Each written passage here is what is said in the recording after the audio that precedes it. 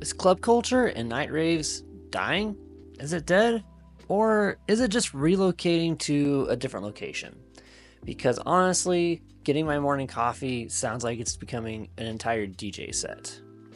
Hey everyone, what's up? It's me, lo-fi musician and producer Blue Sirens, and this is where I hang out on the internet and talk about anything related to music.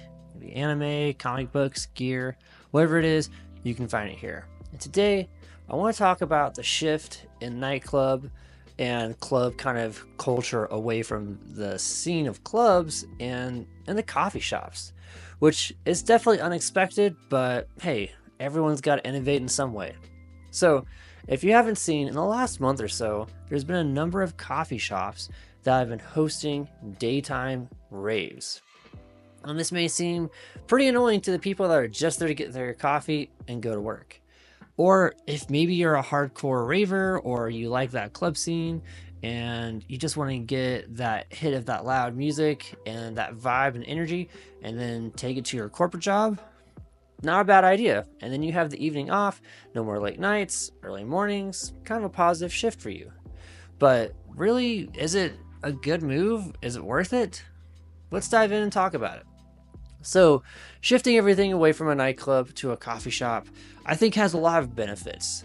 One, no one's staying up super late. Everyone's getting up early. They're being a part of, the morning commute, could mean a little bit more congestion on the highways and stuff.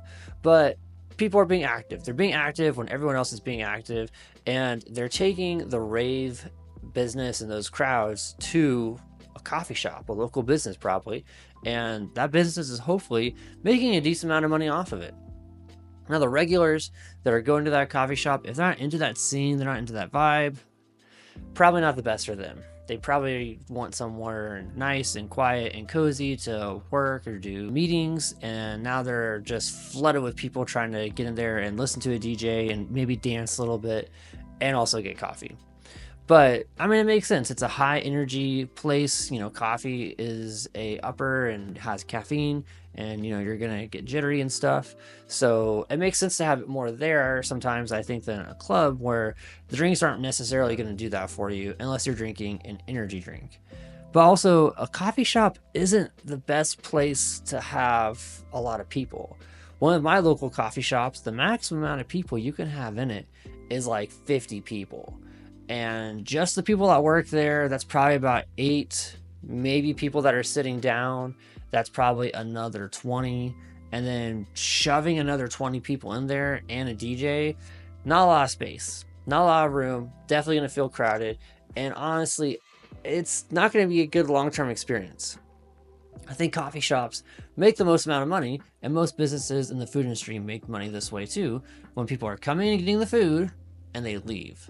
And if people are staying for an hour and not getting anything and keeping other people from coming in, then it's not really helping that local business. But let's talk about this in the terms of music. I think this is a good opportunity to expose a new audience to rave music and rave culture and electronic music. And even if you're not big into the music that's being played at these coffee shops, if it's dubstep or EDM or whatever it is, there's an opportunity for maybe future electronic genres to come into the coffee shop. So things that are a little bit more mellow, a little bit slower tempo, something that is not necessarily background music, but it's enjoyable, but it's not like all in your face and the tones aren't as harsh. So I think that's a good opportunity for other people in the coming future. But if you're a DJ right now, this is a really hot thing to kind of get on, because it's happened in a couple places around the world. There was one here in Vegas this past March. So if you are in a remote area or an area that has an EDM scene, but no one's done this yet, go to your local coffee shop, show them an Instagram post of other people doing it, and say, hey, we could do this here. Give me 2-3 weeks to promote this, and we'll have something really cool for a morning when you open. Maybe it's the slowest day to try and bring more people in. Could be a good collaboration. But overall, in the sense of music, if the people that are into raves are moving away from that nightlife scene into the daytime coffee shops, it might just be best to open up a coffee rave shop. Have people that are doing coffee raves in the morning and then be able to turn it into some sort of club in the evening where you can do the nighttime raves as well.